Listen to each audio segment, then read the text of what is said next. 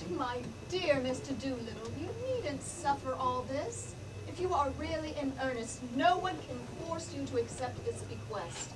You could repudiate it, isn't that so, Colonel Pickering? I believe so. It's the tragedy of it, Mum.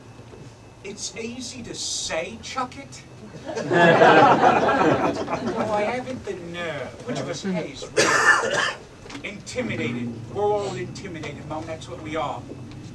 What is there for me if I say chuck it except the workhouse in me old age? To dye me hair already to keep me job as a dustman. Now, if I was one of the deserving poor and had put by a bit, I could say chuck it. But then, what should I? Of course, the deserving poor might as well be millionaires for all the happiness they ever has. They don't know what happiness is. But I, as one of the undeserving poor, have nothing between me and the pauper's uniform except this blasted $3,000 a year that shoves me into the middle class. Excuse the expression, Mum. You'd use it yourself if you had my provocation. They got you any way you turn. It's a choice between the skilly of the workhouse and the cobitus of the middle class. And I ain't got the nerve for the workhouse. Intimidated. That's what I am. Broke. Bought up. Happier men than me will call for me dust and touch me for their tips. And I'll look on and envy them. And that's what your son has brought me to. Well, I'm certainly glad you're not going to do anything foolish, Mr. Doolittle. For this solves the problem of Eliza's future. You can provide for her now. I'm expected to provide for everyone out of $3,000 a year. Nonsense. He can't provide for her. He shan't provide for her. She doesn't belong to him. I gave him £5 for her. Doolittle, either you're an honest man or a rogue. A little of both, Henry. Much like the rest of us, a little of both. Well, you took that money for the girl, and you have no right to take her as well. Henry, don't be absurd. If you really want to know where Eliza is, she's upstairs. Upstairs? Then I shall jolly soon fetch her downstairs. Be quiet, Henry. Sit down. Sit down, dear.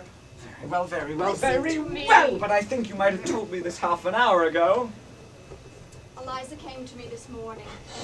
She passed the night partly walking about in a rage, partly trying to throw herself into the river but being afraid to, and partly in the Carlton Hotel. She told me of the brutal way you two treated her. What? My dear Mrs. Higgins, we didn't treat her brutally. We hardly said a word to her. And we parted on particularly good terms. Higgins, did you bully her after I went to bed? Just the other way about. She threw my slippers in my face. She behaved in the most outrageous way. I never gave her the slightest provocation. The slippers came bang into my face the moment I entered the room before I had uttered a word, and used perfectly awful language. But why? What did we do to her? I think I know pretty well what you did. The girl is naturally rather affectionate, isn't she, Mr. Doolittle? Yeah, she's very tender-hearted, Mum. She takes after me. Just so. She had become very attached to both of you. She worked very hard for you, Henry. I don't think you quite realize what anything in the nature of brain work means to a girl like that. Well, it seems the great day of trial came, and she did this wonderful thing for you without making a single mistake. And the two of you sat there, did not say a word to her, but talked together of how glad you were that it was all over, and how you had been bored with the whole thing. And then you were surprised because she threw your slippers at you? I would have thrown the fire irons at you. We said nothing except that we were tired and wanted to go to bed, did we, Pick? That was all. Quite sure. Absolutely. Really, that was all. You didn't thank her, or pet her, or admire her, or tell her how splendid she'd be. But she knew all about that. We didn't make speeches to her, if that's what you mean. Perhaps we were a bit inconsiderate. Is she very angry? Well, I'm afraid she won't be going back to Wimpole Street. Especially now that Mr. Doolittle is able to keep up the position you have thrust on her. But she says she's quite willing to meet you on friendly terms and to let bygones be bygones. Is she? By George. Ho! If you promise to behave yourself, Henry, I'll ask her to come down. If not, go home, where you've taken up quite enough of my time. Oh, very well. Pick! Behave yourself. Let us put on our best Sunday manners for this creature that we picked out of the mud. Mum, if you don't mind, I'd like to wait on the porch. Give Henry a chance to make up to Eliza. Good idea, Mr. Doolittle. We wouldn't want her to have the shock of your news until she's made it up with these gentlemen. As you wish, lady. Anything to help Henry Higgins keep her off me hands.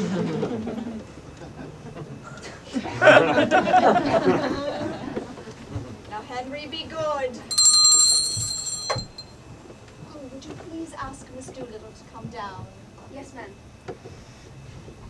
Now, remember your promise, Henry. I am behaving myself perfectly. He is doing his best, Mrs. Higgins.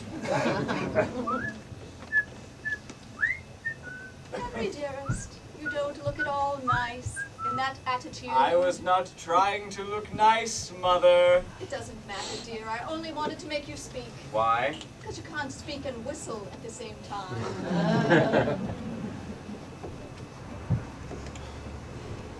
Where the devil is that girl? Are we to wait here all day? How do you do, Professor Higgins? Are you quite well? Am I? But of course you are. You are never ill. So glad to see you again, Colonel Pickering. Quite chilly this morning, isn't it? Don't you dare try this game on me. I taught it to you, and it doesn't take me in. Get up and come home and don't be a fool. Very nicely put indeed, Henry. No woman could refuse such an invitation. You let her alone, Mother. Let her speak for herself. You shall jolly soon see whether she has an idea that I have not put into her head, or a word that I have not put into her mouth. I tell you, I have created this thing out of the squashed cabbage leaves of Covent Garden, and now she pretends to play the fine lady with me. Yes, dear.